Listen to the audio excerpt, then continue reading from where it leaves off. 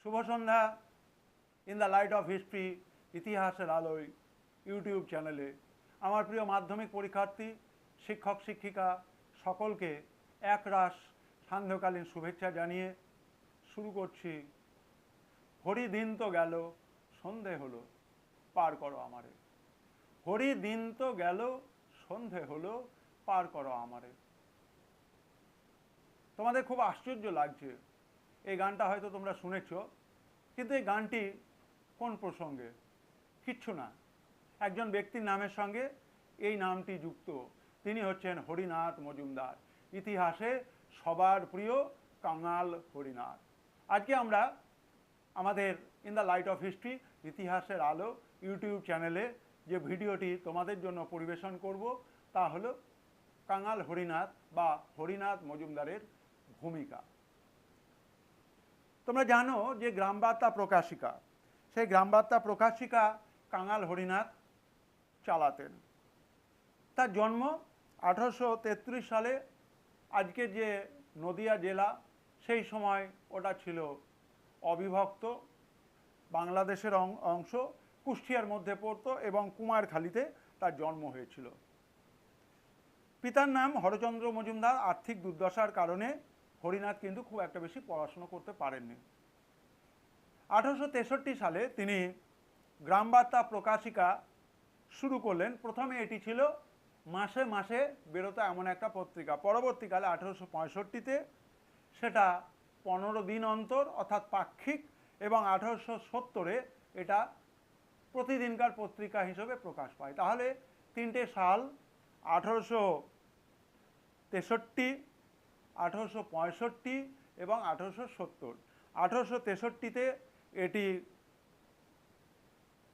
মাসিক, 1865-তে 15 দিন অন্তর এবং 1870-এ প্রতিদিনের খবরের কাগজ গ্রামবার্তা প্রকাশিকা। মূলত গ্রামের খবরগুলোকে এই পত্রিকার মাধ্যমে স্থান করে দেওয়া, গ্রামের চাষিদের দুঃখ দুর্দশা সেগুলোকে তুলে ধরা, ব্রিটিশ শোষণের স্বরূপ, এগুলো ছিল মূল বিষয়।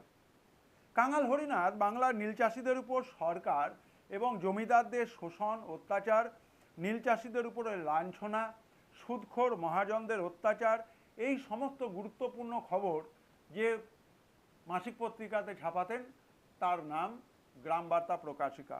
অর্থাৎ গ্রামের বার্তা যে খবরের কাগজে প্রকাশ হয় তাকে বলা হয় গ্রামবার্তা প্রকাশিকা।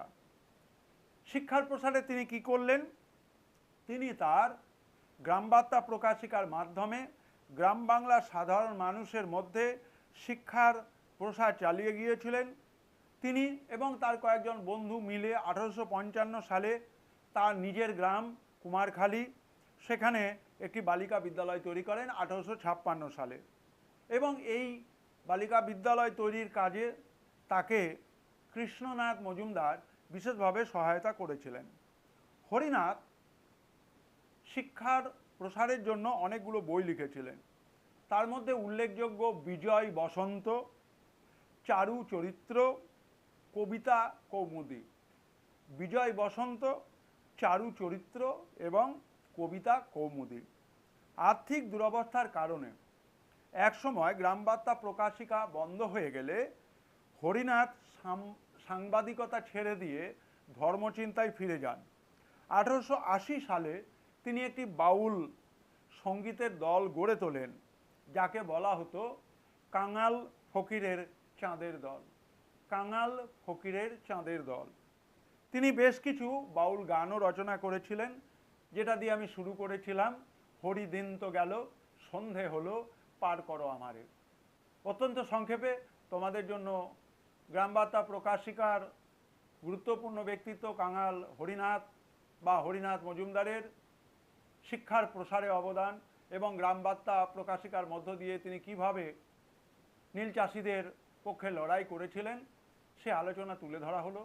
তোমাদের প্রশ্নতে থাকতে পারে যে কাঙাল হরিনাথের বা হরিনাথ মজুমদারের গ্রামবার্তা প্রকাশিকার ভূমিকা আলোচনা করো। এখানে অনেক তথ্য তোমাদের জন্য একেবারে সাধারণ পর্ষদ অনুমোদিত যে সমস্ত পাঠ্য পুস্তকগুলি রয়েছে সেখানে পাওয়া যাবে না।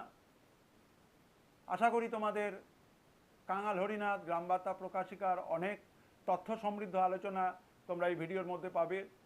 আমার এই ছোট্ট চ্যানেল, তোমাদের সবারই এই channel, in the light of history, ইতিহাসের আলো, তোমাদের জন্য আজকের উপহার তুলে দিচ্ছে গ্রামবার্তা প্রকাশিকা, কাঙাল হরিনাথ বা হরিনাথ মজুমদার শিক্ষা প্রসারে তার উদ্যোগ। তোমরা in the light of history, ইতিহাসের আলো ইউটিউব চ্যানেলকে সাবস্ক্রাইব করো, বন্ধুদের মধ্যে ভিডিওগুলোকে শেয়ার করো, এবং তোমাদের কোনো কিছু বক্তব্য থাকলে কমেন্ট বক্সে এসে লিখবে। অবশ্যই সাবস্ক্রাইব করতে ভুলবে না।